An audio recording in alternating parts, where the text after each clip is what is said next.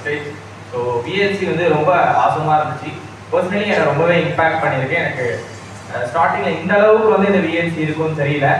நான் என்ன நினச்சிட்டு இருந்தேன்னா, பிஃபோர் விஎல்சி வர்றதுக்கு முன்னாடி இந்த டிக்கெட் வரதுக்கு முன்னாடி ஒரு செகண்ட் யோசிச்சேன், நம்மளுக்கு தான் தெரியுமே ஆல்ரெடி என்ன ரெக்ரூட் பண்ணுறோம், ரிட்டைன் பண்ணுறோம் எல்லாமே தெரியுமே, ஏன் நம்ம போய் அட்டென்ட் பண்ணோம், அப்படியே க்ரோ ஆகிக்கலாம் அப்படின்னு நினச்சோம்.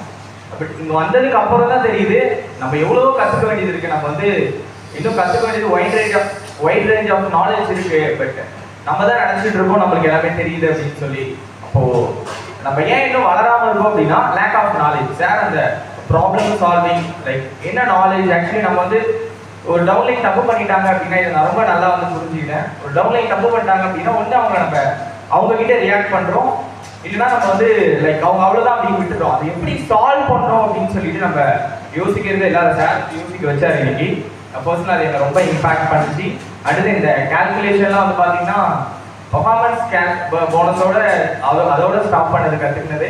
பட் இப்போ இந்த அளவுக்கு இங்கே இன்கம் எடுக்க முடியும், இந்த அளவுக்கு நம்ம வந்து லெக் ஃபார்மேஷன்லாம் பண்ணால் இந்த அளவுக்கு ஒரு பெரிய இன்கம் ஆப்பர்ச்சுனிட்டி இருக்கு. ஏன்னா நம்ம வந்து சும்மா இந்த லெவலாக இவ்வளோ இன்கம் தான் ரீச் பண்ண முடியும், நம்ம ஒரு மார்ஜின் வச்சுருப்போம்.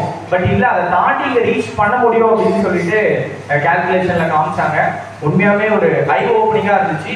எனக்கு இந்த விஎல்சி டேம் ஷோர் ஒரு பெரிய இம்பாக்ட் அது என்னோட பிஸ்னஸ் ஏற்படுத்தும் நான் நம்புகிறேன். So thank you sir, thank you.